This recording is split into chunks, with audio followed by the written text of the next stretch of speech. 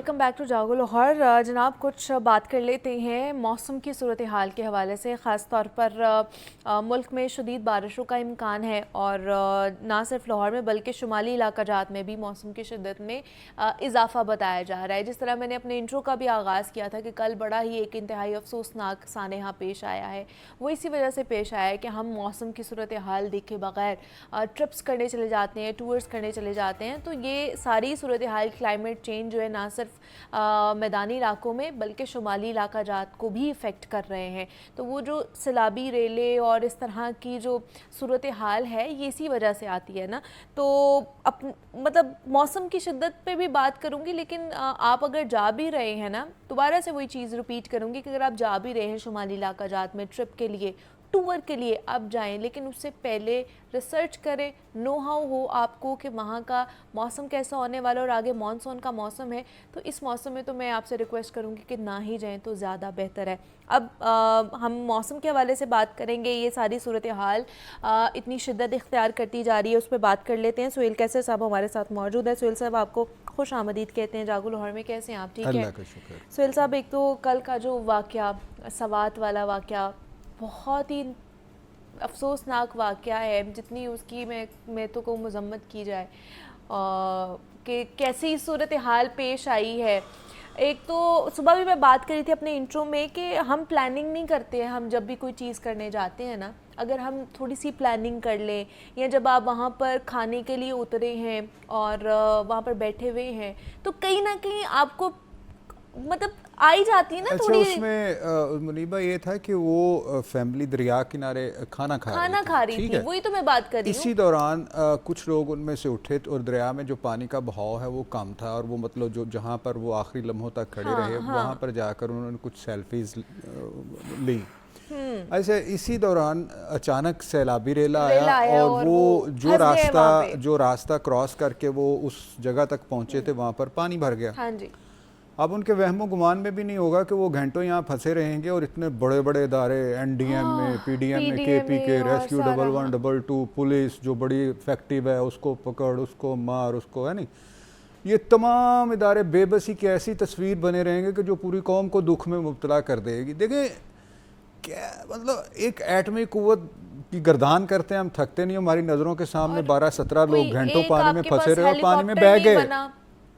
यानी मुझे याद है, अब बात करते हैं तो फिर मतलब और स्यापे खड़े हो जाते हैं। मतलब 12-17 लोग पानी में खड़े हैं और वो घंटों बेबसी की तस्वीर बने हुए, हज़ारों लोग उनको देख रहे हैं। अब उन लोगों के तो बस में नहीं है वहाँ पर जाकर बचाना। तो वो एनडीएम में जो अरबों का बजट हर साल उनको मिलता है, उनको कोई हेलीकॉप्टर नहीं मिला। केपीके की गवर्नमेंट, उसको कोई हेलीकॉप्टर नहीं मिला। मतलब इशराफिया का आप हाल देखें कि यहाँ पर मतलब फिंसी दाना भी निकला है तो हेलीकॉप्टर में वो कहाँ कहाँ चले जाते हैं, और लंदन इलाज कराने चले जाते हैं, स्विट्ज़रलैंड, और वो 17 लोग दरिया की मौजों का। और मतलब मैं वो वीडियो पूरी देख नहीं पाया। यानी हमाम साहब के लिए डूब मरने का मुकाम नहीं देख पा रहे हैं। और मेरी बात सुने मुनीबा, दावे हमारे देखें आप, यानी जिसके मुंह से निकलता अवाम की फलाह बबूद, अवाम की फलाह बबूद, वो यार मतलब कैसे लोग हैं आप। यानी वो ये भी नहीं कि 2, 4, 5, 10 मिनट वो फंसे रहे हो, मतलब कितनी देर तक, घंटों फंसे रहे। और 2022 में भी एक वाकया हुआ था, आपको याद है? अब उसकी तस्वीर सामने रख लें और 2025 के वाकये की तस्वीर। वो नौजवान भी वो जहाँ भाग हो गए थे सैलाबी रेले में बैठ के, और ये भी सैलाबी रेले। फ़र्क क्या पड़ा 3 सालों में? खाक फ़र्क पड़ा। और बजट में आपको बताऊं तो आपकी आंखें खुल जाएं कि ये कितना कितना बजट है इनके पास। अब अल्लाह बेहतर जानता है वो कहाँ खर्च होता है, कौन खर्च करता है। एक बात। दूसरी बात यह है कि सोशल मीडिया ने शुमाली इलाकों की खूबसूरती को ग्लैमराइज तो बहुत किया है, लेकिन इस हवाले से गाइडेंस बहुत कम है कि जब कोई इस तरह की सूरत हाल पैदा हो तो आपको ये एहतियाती तदाबीर इख्तियार करनी चाहिए। फ़लाँ रास्ते की तरफ नहीं जाना, पहले आप उसको रिसर्च कर लें कि वो रास्ता, वो ट्रैक ठीक है या नहीं ठीक। अच्छा, अमूमी तौर पर लोग अदम वाकफियत की वजह से मार खा जाते हैं। उनको अंदाज़ा नहीं हो पाता कि पहाड़ी इलाकों के जो दरिया हैं या जो नदी नाले हैं उनमें कितना अब्रप्टली पानी आता है। यानी किसी को नहीं पता कि उसके कैचमेंट एरिया में बारिश हो रही है, दरिया के या नाले के कैचमेंट एरिया में बारिश हो, तो अचानक वो मतलब बारिश का जो है मिकदार बढ़ी और वो जब सैलाब, क्योंकि वहाँ तो दरिया मतलब ऊपर से नीचे तेज़ी के साथ आते हैं, तो वो इतनी तेज़ी के साथ पानी आता है कि किसी को संभलने का मौका नहीं मिलता। तीसरी बात, हम लोगों ने पैसे की हवस में ख़ुद को भी बर्बाद किया और अपनी आने वाली नस्लों को भी बर्बाद कर रहे हैं। जो 2022 या जो कुछ अर्सा पहले सैलाब आया था दरियाए स्वात में, तो उसने कितनी जानें ली, तो कितनी इमारतें उसने बर्बाद कर दी। और तब ये पता चला था कि कई इमारतें हैं जो दरिया के अंदर बनी हुई थी होटलों की। यार आप अंदाज़ा करें, यानी हमारी अकल ही घास चरने चली गई। जिन्होंने बनाई उनको शर्म आई ना, जिन्होंने बनवाई उनको शर्म आई कि जिन्होंने अपनी दिहाड़ी लगाई जेब में और उनसे कहा यार आप बनाएं, और जब उसमें पानी आया तो वो दरिया के हिस्से बह गया, हमने रोना शुरू कर दिया, दरिया ने तबाही फैला दी। वो भाई दरिया के बारे में कहावत है कि दरिया कभी अपनी ज़मीन नहीं छोड़ता, वो हमेशा अपनी ज़मीन वापस लेता है। अच्छा, इसको पहाड़ी इलाकों को छोड़ दें, आप दरियाए सिंध में आप सिंध की तरफ चले जाएं, कच्चे का इलाका समझते हैं आप क्या होता है? लोग बहुत सारे सुनते हैं लेकिन उनको शायद अंदाज़ा ना हो कि कच्चे का इलाका होता क्या है। कच्चे का इलाका मैं मुख्तसरन बता देता हूँ कि अंग्रेज़ दौर में एक मतलब मुख्तलिफ सालों तक एक स्टडी करते रहे कि जब बहुत पीक सैलाब आता है किसी दरिया में तो उस दरिया का पानी कहाँ तक चला जाता है, कहाँ तक मार करता है। अच्छा, जो मैक्सिमम हद उनको मिली वहाँ तक उन्होंने उस इलाके को कच्चे का इलाका डिक्लेयर कर दिया कि भाई ये दरिया का इलाका है, क्योंकि जब बहुत सैलाब आता है तो यहाँ तक पानी पहुँच जाता है, इसके अंदर आप कोई कंस्ट्रक्शन नहीं करेंगे ताकि उसके जो कुदरती बहाव के रास्ते हैं वो खुले रहें। और मैं आपको सिंध में जाके दिखाता हूँ, कच्चे के इलाके में हाउसिंग सोसाइटीज़ बनी हुई हैं। अच्छा, अब दरियाए सिंध चूँकि बहुत बड़ा है, दरियाए सिंध का इसलिए दरियाए सिंध का जो कच्चे का इलाका है वो भी बहुत बड़ा है कि मतलब 4 दरिया उसमें जाके मिलते हैं बहुत बड़े बड़े, फिर वो आगे जाके मतलब बहुत उसका पानी का बहाव बढ़ जाता है। मतलब तरबेला के मुकाम पर अभी से 3.25 लाख क्यूसिक हो चुका है। अब क्यूसिक भी मैं आपको बता दूं ताकि लोगों को थोड़ी समझ आ जाए। हम सुनते हैं कि क्यूसिक क्या होता है, ठीक है ना? क्यूसिक होता है कि अगर किसी जगह से पर सेकंड तकरीबन 28.5 लीटर पानी खारिज हो रहा हो, मतलब 1 सेकंड में एक जगह से तकरीबन 28 1 मुरब्बा फुट बनता है वो, ठीक है, 1 मुरब्बा फुट पानी पर सेकंड किसी जगह से उसका इखराज हो रहा हो, वो तकरीबन 28 लीटर बनता है, तो वो 1 क्यूसिक होगा, ठीक है। आप 3.25 लाख क्यूसिक को अंदाज़ा कर लें कि अभी से तरबेला के मुकाम पर क्या सूरत हाल वहाँ पर होगी।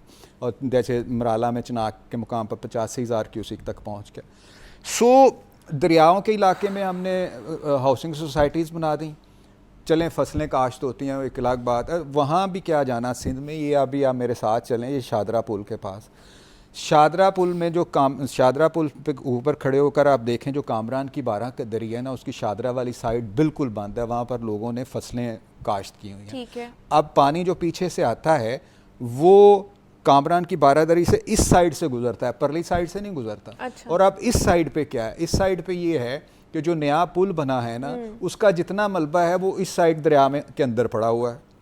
अब वो दरिया के लिए तो थोड़ा सा एक नदी की तरह एक रास्ता रह गया, भाई जा गुजरता जा जितने तुझे, तो ये तो हमारा हाल है। फिर हम रोना शुरू कर देते हैं, कहते हैं कि जी कुदरती आफात आ गई। अब देखें ना, ये सारी ये जो हाउसिंग सोसाइटीज़ बनी दरिया के कच्चे के इलाके में, और वहाँ पर और भी जो भी मामलात होते हैं, तो ये क्या है, मतलब ये पैसे की हवस है ना। तो ये आने वाले दिनों में मानसून का मौसम तो ज़्यादा शिद्दत इख्तियार करेगा, बड़े अरसे से देखें मामूल से 25% बारिशें ज़्यादा होने का इम्कान है पूरे मुल्क में। अगर पंजाब की बात करें तो यहाँ पर 50 से 60% ज़्यादा बारिशें होने का इम्कान है। और इसी तनाजुर में जो बड़े शहर हैं जैसे मुल्तान है, जैसे गुजरांवाला है, लाहौर है, पिंडी है, वहाँ पर कुछ फ्लैश अर्बन फ्लडिंग के खदशात हैं, क्योंकि मामूल से जब इतनी ज़्यादा बारिशें होंगी तो फिर प्रॉब्लम तो होगी।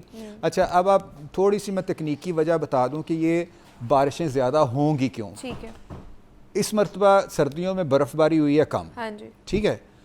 जब पहाड़ों पर पहाड़ पूरी तरह से बर्फ़ से नहीं ढके होंगे और कुछ उनका हिस्सा नंगा रह जाएगा, तो वो जो पार्ट रहता है ना जो जिस पर बर्फ़ नहीं होती, वो मकनातीस की तरह हवा को अपनी तरफ खींचता है। समझ रहे हैं आप जी। अच्छा, अब जितनी कम बर्फ़बारी होगी इतनी ही शिद्दत से वो हवा को अपनी तरफ खींचेगा। अगर वो बर्फ़ से ढके होते तो वो ज़रा स्लोली, लेकिन अब चूँकि 50% बर्फ़बारी कम हुई है तो 50% हिस्सा उसका वो खाली है। अब वो मकनातीस की तरफ उसको खींच रहा है। और ये बहिराए इससे बे ऑफ बंगाल से मानसून की हवाएं उठती हैं और एक महीना पहले से बांग्लादेश और भारत में वो अपना बारिशें बरसाना शुरू कर देते हैं, फिर सफ़र तय करते करते करते एक महीने के बाद पाकिस्तान। अच्छा, अब वो चूँकि उसका हिस्सा खाली, वो उसको ज़्यादा शिद्दत के साथ खींच रहा है हवाओं को, इसलिए 25% ज़्यादा बारिशें होंगी। पंजाब में 50 से 60% ज़्यादा मामूल से बारिशें होंगी। तो खुदा का वास्ता है, मैं अपने जब भी मौसम की सूरत हाल पर मैं बीपर देता हूँ तो अपने नाजरीन से कहता हूँ कि ये कोई मजाक नहीं होता कि मतलब हम ऐसे ही बच्चे जो हैं, हाँ बच्चे जो है ना वो ऐसे ही बारिश के पानी में उछल कूद कर रहे होते हैं, बिजली के खंभों की एहतियात नहीं करते और मतलब हंसते खेल, अच्छी बात है, हंसना खेलना चाहिए, एंजॉय करना चाहिए, लेकिन महफूज जगह पर। फिर बारिश के दौरान मैंने कई बच्चों को देखा है बाइक बड़ी तेज़ी से चला रहे होते हैं, मतलब ना, तो ये कुछ चीज़ें ऐसी होती हैं कि कुछ तो कुदरती आफात का इसमें अंसर होता है और कुछ जो है वो हमारी अपनी कोताहियाँ होती हैं। जैसे अभी आप देखिए कि 2 दिन 25, 26, 27 3 दिनों में पंजाब के मुख्तलिफ शहरों में बारिशों के बाद 25 हादसात हो चुके हैं, दीवारें और छतें गिरने के, 12 अफराद जाँ बहक हो गए, 39 ज़ख्मी हो गए और अभी मानसून की पहली बारिश है। हाय, ठीक है। सो भाई बहुत मोहतात रहें, अपने बच्चों को भी समझाएं कि बेटे बारिश हो रही हो, आंधी हो रही हो तो उसमें आपने बाहर नहीं जाना। अगर कोई काम नहीं है कोशिश करें घर के अंदर हैं, जाना भी पड़े तो बहुत एहतियात के साथ, और ख़ुसूसन जो बिजली के खंभे हैं ना उनके करीब नहीं जाना। ये अमूमन इस मौसम के दौरान। फिर हमारे यहाँ एक मुसीबत ये है कि बहुत सारे गटरों पर बाद औक़ात ढक्कन नहीं होते और वो पता नहीं चलता और उसमें बच्चे उसमें गिर भी जाते हैं, बहुत सारे प्रॉब्लम्स होते हैं। तो ये मानसून अल्लाह करे खैर खैरियत से गुजर जाए। और जो मुतल्लिका इदारे हैं वो तो भाई बड़े अरसे से बता रहे हैं कि ये सूरत हाल पैदा होने वाली है। अब देखिए कि जो दरियाओं के बालाई तास के इलाके हैं, कैचमेंट एरियाज जिनको कहते हैं, अब पता नहीं आपके पास वक्त है या नहीं कि कैचमेंट एरियाज आप उसमें बता दें कैचमेंट एरियाज क्या होते हैं। मतलब हम सुनते तो हैं, बहुत सारी चीज़ें हम सुनते हैं लेकिन हमें पता नहीं होता, आइडिया नहीं होता। कैचमेंट एरियाज वो होते हैं, मतलब जैसे आप देखें ना कि जो दरिया रावी है, इस पर जो भारत का आखिरी डैम शाहपुर कुंडी उसने बनाया लास्ट उसमें।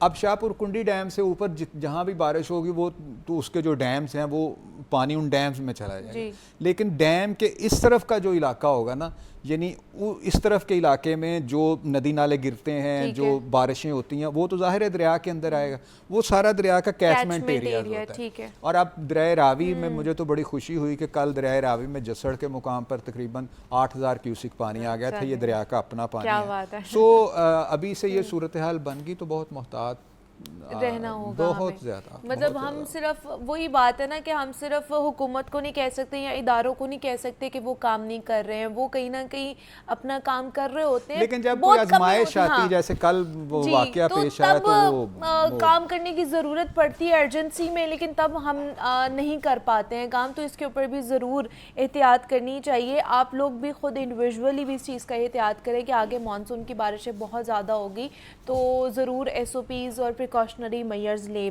सुहेल कैसर साहब हमारे साथ मौजूद है। सुहेल साहब बहुत शुक्रिया आपके वक्त का कि आप आए। मुझे इजाज़त दीजिए, अपना ख्याल रखिएगा, अल्लाह हाफ़िज़।